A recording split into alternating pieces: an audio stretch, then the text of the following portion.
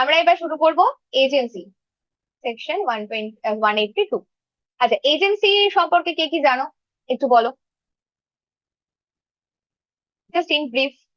অনন্যা, সঙ্গীতা, খুশি, ঋতিকা।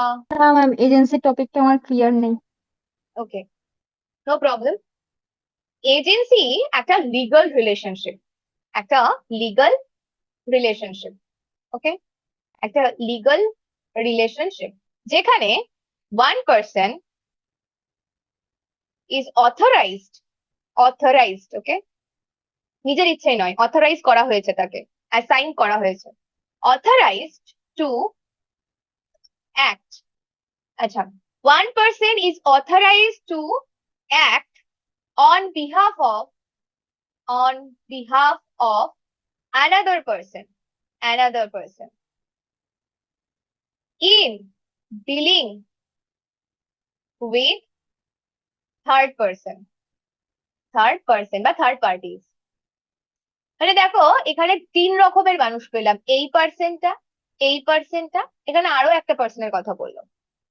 ওকে, তাহলে one person is authorised, নিজের থেকে নয়, তাকে অথরাইজ করা হয়েছে, তাকে সেই কাজে রাখা হয়েছে, টু অ্যাক্ট, কিসের অ্যাক্ট করার জন্য, on behalf of that person, that another person, যে অথরাইজ করেছে ওকে। ওকে, সেই পার্সনের বিহাফে কাজ করার জন্য আমি একটা পার্সনকে রাখলাম। ইন ডিলিং উইথ, কি জন্য রাখলাম, যে হয়তো তাকে যে কাজটা দেওয়া হয়েছে সেই কাজটার ডিল করতে হবে একটা থার্ড পার্টির সাথে। মানে মিস্টার এ কে রাখা হয়েছে, মিস্টার বি রেখেছে, কি করতে রেখেছে, ধরো মিস্টার বি বসে রয়েছে মুম্বাই, ওর কলকাতাতে একটা বাড়ি রয়েছে, যে বাড়িটা দেখাশোনা করতে পারে না, ঠিক আছে, যে বাড়িটা একেবারেই দেখাশোনা করতে পারে না কলকাতাতে। তো মিস্টার এ কলকাতাতে থাকে, তো মিস্টার এ কলকাতাতে থেকে ওকে অথরাইজ করেছে, এবং যা কন্ট্রাক্টের থ্রুতে করার দরকার এজেন্সি ফর্ম করেছে, করে ওকে অথরাইজ পারসন হিসেবে রেখেছে মিস্টার বি এর বিহাফে। মিস্টার এ যত কাজ আছে ওই বাড়িটার রিলেটেড সবটাই দেখাশোনা করবে। তাতে যদি মনে হয় মিস্টার এ মিস্টার বি এর বিহাফে গিয়ে কোনো জায়গায় কথা বলবে যে বাড়িতে রং করতে হবে, কিংবা বাড়ির ইনকাম ট্যাক্স, সরি, বাড়ির প্রপার্টি ট্যাক্স দিতে হবে, anything, municipality tax, corporation tax দিতে হবে, এনিথিং, তাহলে সেটা কিন্তু, যেহেতু মিস্টার এ অথরাইজ, কেন অথরাইজ, মিস্টার বি অথরাইজ করেছে, মিস্টার বি মুম্বাই গিয়ে বসে রয়েছে, ওর দেখাশোনা সম্ভব নয়, তাই মিস্টার এ কে রেখেছে, খুব লায়াবেল, খুব বিশ্বস্ত একটা মানুষ, যে কি করবে, যে এই যে থার্ড পার্টি যত যা কাজকর্ম থাকবে সেই থার্ড পার্টি ডিল করতে, সেই কাজগুলো সে করে দেবে। কাকে করে দেবে, মিস্টার বি কে করে দেবে। ক্লিয়ার হলো এটুকু? ক্লিয়ার হলো সবার? অনন্যার কোয়েশ্চেন ছিল, একটু কনসেপ্ট ক্লিয়ার হলো? হ্যাঁ ম্যাম, একটু ক্লিয়ার হয়েছে। শেষ পর্যন্ত ম্যাম। ওকে, এজেন্টের ডেফিনেশন তাহলে বোঝা গেল, an agent is a person employed to do any act for another, two represent, এই যে in dealing with third parties লিখেছিলাম, এখানে represent another in dealing with, ওখানে অন বিহাফ অফ অ্যানাদার লেখা ছিল, এখানে হচ্ছে রিপ্রেজেন্ট অ্যানাদার, একই ব্যাপার, অন বিহাফ অফ অ্যানাদারও লিখতে পারো, রিপ্রেজেন্ট অ্যানাদার, অন্য কাউকে রিপ্রেজেন্ট করার জন্য, ওর বিহাফে কাজ করার জন্য, একই ব্যাপার, in dealing with third person. Okay, now parties কতজন আছে, পার্টিস ইন এজেন্সি কতজন আছে, তিনজন তো পড়েই নিলাম। একজন হচ্ছে প্রিন্সিপাল, যার হয়ে কাজ করবে, প্রিন্সিপাল। সেকেন্ড হচ্ছে এজেন্ট, যে কিনা এসেছে কাজ করতে, যাকে অথরাইজ করা হয়েছে। থার্ড হচ্ছে থার্ড পার্টি। তাহলে এটা অন বিহাফ, অন বিহাফে যে পার্সনটা ছিল, মানে অ্যানাদার যে পার্সনটা ছিল না, সে এখানে হচ্ছে হু ইজ অথরাইজড, সেই পার্সনটা, যাকে অথরাইজ করা হয়েছিল, সেই পার্সনটা এখানে এজেন্ট। আর এই থার্ড পার্টিকে, থার্ড পার্টি কেউই না, আউটসাইডার, যাকে আমাকে ডিল করতে হবে। হ্যাঁ, একটা এক্সাম্পল তো অলরেডি দিয়ে দিলাম, যে এক্সাম্পলটাই ধরো, ধরো এক্সাম্পল দিলাম, Amit, Amit lives in Kolkata and ask Rohit to sell his car in Delhi. দিল্লিতে একটা গাড়ি সেল করবে, সেজন্য তাকে অমিত কলকাতাতে নিজে থাকে, সে রোহিতকে বলেছে ওর গাড়িটা দিল্লিতে সেল করে দিতে। ওকে, তাহলে এখানে তোমরা বলো কে এখানে কোন পার্টি হচ্ছে, কোন পার্টি, কোন পার্সন হচ্ছে।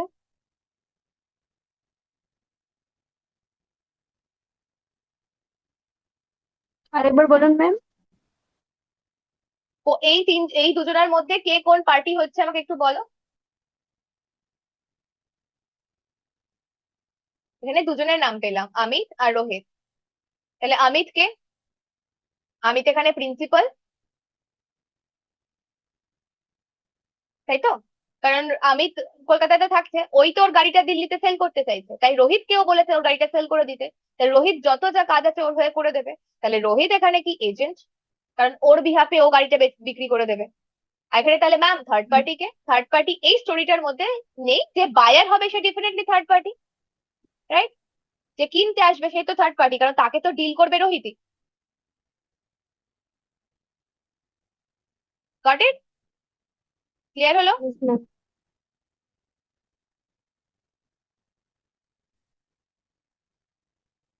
Essential features, essential feature of agency, feature of agency. একটা এজেন্সি করতে গেলে, এই যে লিগাল রিলেশনশিপটা তৈরি করতে গেলে একটা মানে কি কি ফিচার্স দরকার হয়? প্রথমেই দরকার হয় representative relationship, representative relationship.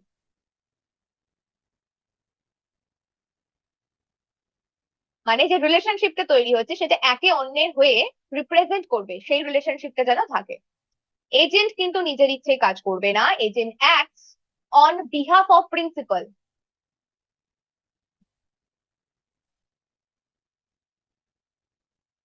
Third, principal, প্রিন্সিপালেরও তাহলে কিছু ডিউটি থাকবে।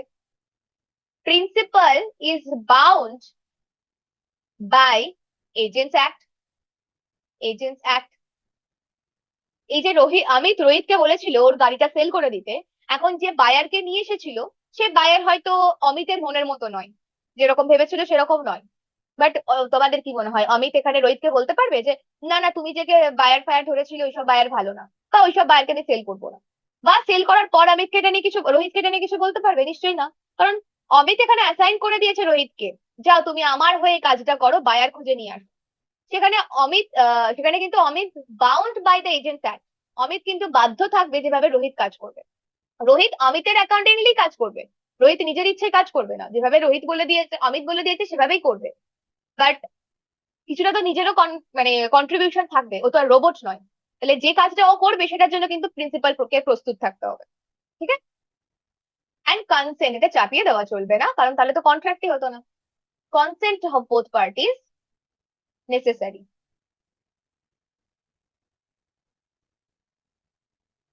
ওকে, ক্লিয়ার হলো? নেক্সট, নেক্সট বলতে পারো। কর্নার টনিটা পড়ান। প্লিজ প্লিজ প্লিজটা পড়ান প্লিজ। কি হয়েছে রিমা, কিছু বলছো? ম্যাম প্লেসটা একটু বুঝিয়ে দিন তো। তুমি কোথায় ছিলে? এই তো এখানে আছে। আচ্ছা, বোঝাচ্ছি। এটা কমপ্লিট করে দিই। এজেন্সি ক রকমের টাইপ হয় আমরা জানি। ইম্পর্টেন্ট টাইপস ইউজুয়ালি একটা হতে পারে এক্সপ্রেস, আর একটা হতে পারে ইমপ্লয়েড। এক্সপ্রেস এজেন্সি আর ইমপ্লয়েড এজেন্সি। নাও এবার আমাকে কেউ বলো হয় এজেন্সি বাই রাটিফিকেশন।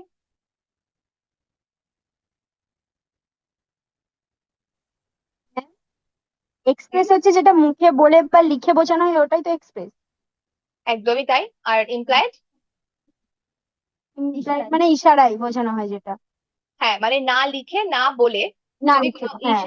হ্যাঁ, যদি কোনো রকম আচরণের মাধ্যমে বোঝানো হয়, সেটা ইশারা হতে পারে, সেটা কোনো রকম বডি ল্যাঙ্গুয়েজ হতে পারে, তাহলে সেটাকে আমরা ইমপ্লয়েড ধরবো। Very good. তাহলে এক্সপ্রেস এজেন্সি আর ইমপ্লয়েড এজেন্সি আর রাটিফিকেশন, এজেন্সি বাই রাটিফিকেশন। ঠিক আছে?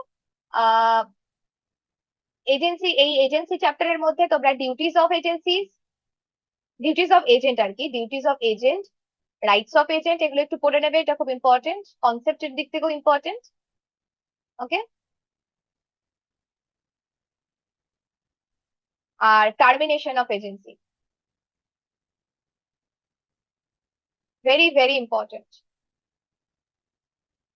ঠিক আছে।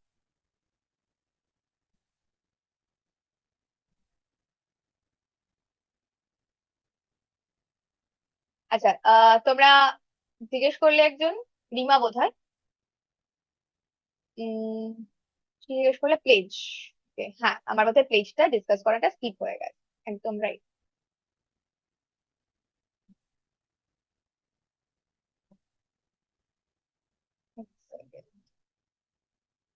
হ্যাঁ, চলো আজকের লাস্ট টপিক ডিসকাস করে খতম করব, প্লেজ। বেলমেন্টের সাথে প্লেজটা শুরু করবো বলেছিলাম। বেলমেন্ট কনসেপ্টটা যা, প্লেজটাও কাইন্ড অফ সেরকম, বাট দুটো ডিফারেন্ট। ঠিক আছে, দুটো ডিফারেন্ট না, প্লেজটা হচ্ছে আর একটু আপার লেভেলে, বেলমেন্টের থেকেও আপার লেভেলে। যেমন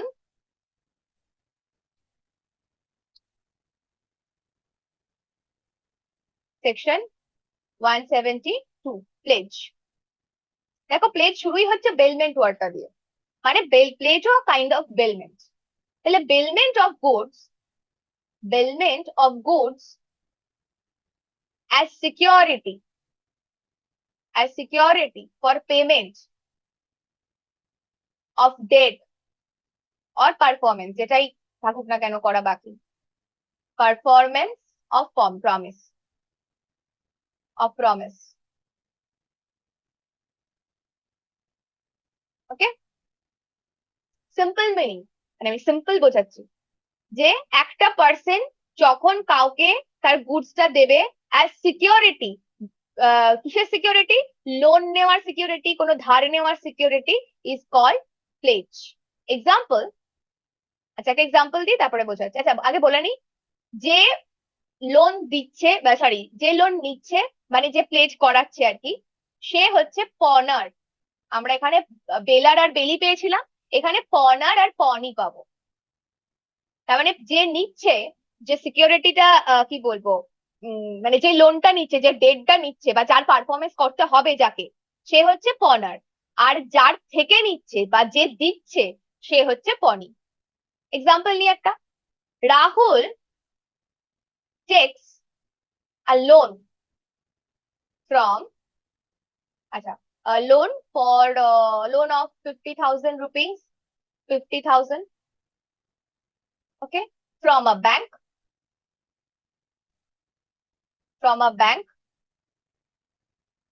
অ্যান্ড ডিপোজিটস, ব্যাংক তো শুধু হাতে দেবে না এতগুলো টাকা, কিছু তো ডিপোজিট করতেই হবে, ডিপোজিটস গোল্ড চেন। আচ্ছা, আমি নেক্সট স্লাইডে যাচ্ছি। Gold chain as security. আচ্ছা, তোমরা কি কেউ নোট করছিলে? নোট, আমি তো বেরিয়ে গেলাম স্ক্রিন থেকে, অসুবিধা হবে না তো?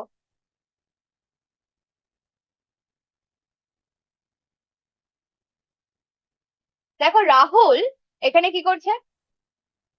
রাহুল এখানে জিনিসটা নিচ্ছে, মানে হু গিভস দ্য সিকিউরিটি। রাহুল এখান থেকে লোন নিচ্ছে, মানে ওর ডেপটা নিচ্ছে, এবং সিকিউরিটিটা দিচ্ছে, যে দিচ্ছে। তাহলে প্লেজটা যে করাচ্ছে, মানে প্লেজটা তো ইনিশিয়েট করছে রাহুলেরই তো টাকার দরকার, ব্যাংকের তো আর ইচ্ছা হয়নি যে চলো চলো তুমি টাকা নাও, ব্যাংকের তো বিষয়টা এরকম নয়। তাহলে রাহুল ইনিশিয়েট করছে যে আমি সিকিউরিটি দিয়ে টাকাটা আমি নেব, আর ব্যাংকও বললো ঠিক আছে আমি দেবো। তাহলে রাহুল এখানে কর্নার, আর ব্যাংক এখানে পনি।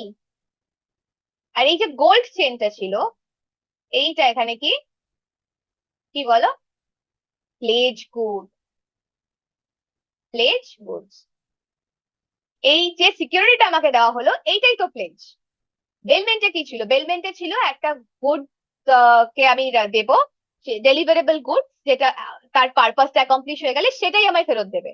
বাট এখানে ডেফিনেশনটাই কি বলছে? বলছে যে একটা বেলমেন্ট, এটাও কাইন্ড অফ বেলমেন্ট, কারণ এটাও একটা পারপাস ফুলফিল হয়ে গেলে আমারও জিনিসটা ফেরত আসবে। গোল্ড চেন তো ব্যাংক সিজ করে নেবে না, ফেরত তো দেবে। কিসের পর দেবে? যখন আমার কোনো ডেট বা কোনো পারফরমেন্স কমপ্লিট হয়ে যাবে, এখানে আমি কি পারফরমেন্স বা কি প্রমিস করছি বা কি ডেট দেব, সেটা কিন্তু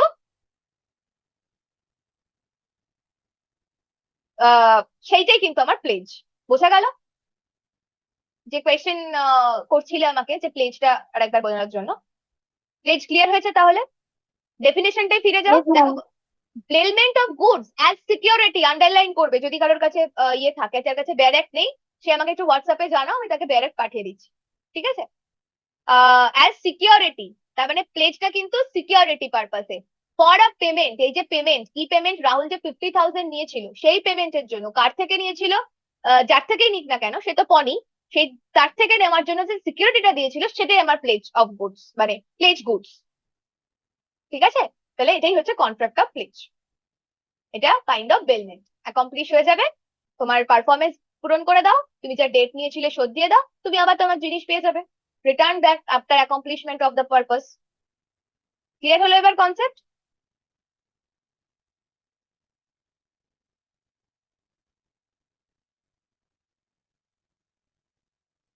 এসেনশিয়াল এলিমেন্ট, এলিমেন্টস কি কি আছে? Elements of pledge, elements of প্লেজে কি আছে? ডেলিভারি অফ গুডস, অবশ্যই ডেলিভারি করতে হবে, ডেলিভারেবল গুডস হতে হবে। গুডস গিভেন, এবার গুডস গিভেন অ্যাজ সিকিউরিটি, ওটা একটা ওইখানে বেলমেন্টে গুডস দেওয়া হয়েছিল সেইটাতে একটা পারপাস ছিল, বাট এখানে চোখ বন্ধ করে একটাই পারপাস, সিকিউরিটি, তাই এটা প্লেজ। একটা ডেপ্ট তো, সরি, একটা ডেপ্ট তো অবশ্যই থাকবে। ডেপ্ট আর পারফরমেন্স, এনি পারফরমেন্সও থাকতে পারে, কোনো যে সবসময় জিনিস নিয়েই ডেট করতে হবে তা না, কোনো পারফরমেন্সও হতে পারে। Must be there, must be there, একটা ডেট হতেই হবে, নাহলে তো সিকিউরিটির প্রশ্নই আসে না। অ্যান্ড নেক্সট,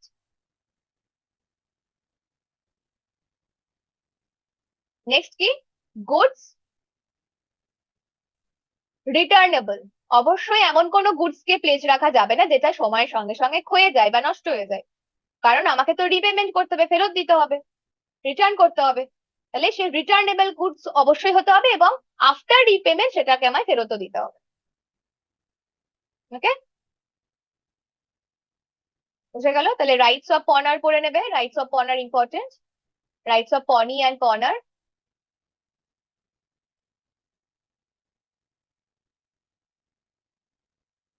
আচ্ছা, প্লেজ আর বেলমেন্টের মধ্যে তাহলে ডিফারেন্সটা কোথায় দাঁড়ালো, জাস্ট একটু ডিসকাস করে দিই।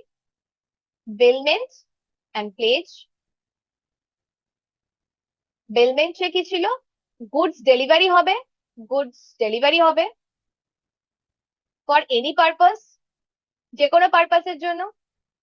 বাট এখানে গুডস ডেলিভারি হবে কিসের জন্য বললাম? As security. ওখানে যে কোনো পারপাস, রিপেয়ারিং হতে পারে, মেকিং হতে পারে, যা কিছু, এখানে just for security. Security purpose এখানে কি দরকার বেলমেন্টে? Not so necessary, not necessary, security not necessary, সবসময় দরকার নেই যদি খুব চেনা জানা লোক থাকে, বাট এখানে সিকিউরিটি এসেনশিয়াল, সিকিউরিটি ছাড়া তো প্লেজই হবে না, এসেনশিয়াল।